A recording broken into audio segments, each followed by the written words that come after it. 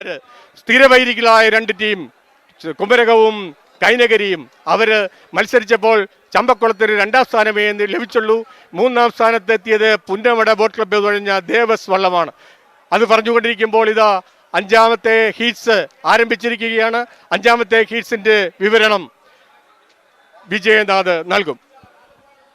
5ാം പാദ മത്സരത്തിൽ കടക്കുമ്പോൾ ഇതാ പ്രധാനമായും കാരിച്ചാൽ, ആലപ്പാടൻ, പുത്തൻ ചുണ്ടൻ, നിരണം. 1ാം ട്രാക്കിലൂടെ കാരിച്ചാൽ, 2ാം ട്രാക്കിലൂടെ ആലപ്പാടൻ, 4ാം ട്രാക്കിലൂടെ നിരണം. കഴിഞ്ഞ 4 പാദ മത്സരങ്ങളുടെയും വ്യക്തമായ വിശകലനമാണ് ജോ ജോസഫ് തായങ്കരി ഇവിടെ നടത്തിയത്. ഈ പാദ മത്സരം കൂടി പൂർത്തിയാകുമ്പോൾ കൊടും മത്സരമായിരിക്കും ഫൈനലിൽ കാണാൻ പോകുന്നത്.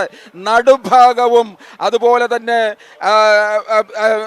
വിയപുരവും മഹാദേവി കാട്ടിൽ തെക്കതിലും അത് കേരള പോലീസിന് അഭിമാനമായിട്ടുള്ള ടീമാണ്. ഇവിടെ നിൽക്കുന്ന ഇരു കരകളിലും ഡ്യൂട്ടിയിൽ ഏർപ്പെട്ടിരിക്കുന്ന പോലീസുകാർ അഭിമാന പുളകിതരായി നിൽക്കുകയാണ് ഫൈനൽ മത്സരത്തിനായി.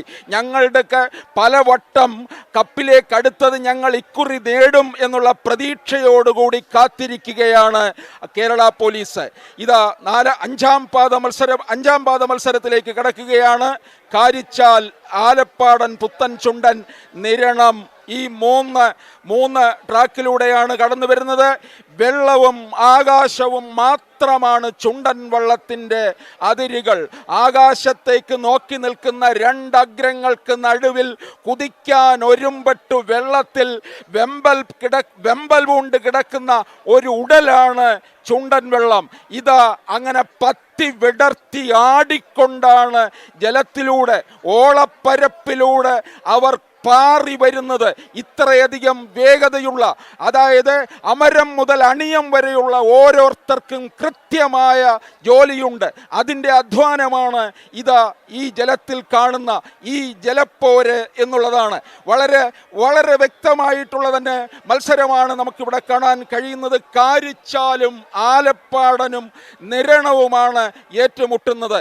കഴിഞ്ഞ 4ാം പാദ മത്സരത്തിൽ നിരണം ബോട്ട് ക്ലബിൻ്റെ സെന്റ് പയസും ആനാരിയും തലവടിയും ജവഹർ തായങ്കരിയുമാണ് മത്സരത്തിൽ ഏർപ്പെട്ടതെങ്കിൽ 5ാം പാദ മത്സരം പൂർത്തിയായി കഴിഞ്ഞാൽ പിന്നീട് ചുണ്ടൻ വള്ളങ്ങളുടെ ഫൈനൽ മത്സരമാണ്.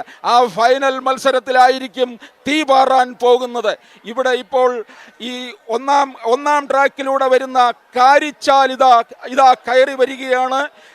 2ാം ട്രാക്കിൽ ആലപ്പാടൻ, പുത്തൻ ചുണ്ടൻ, 4ാമത്തെ ട്രാക്കിലാണ് നിരണം.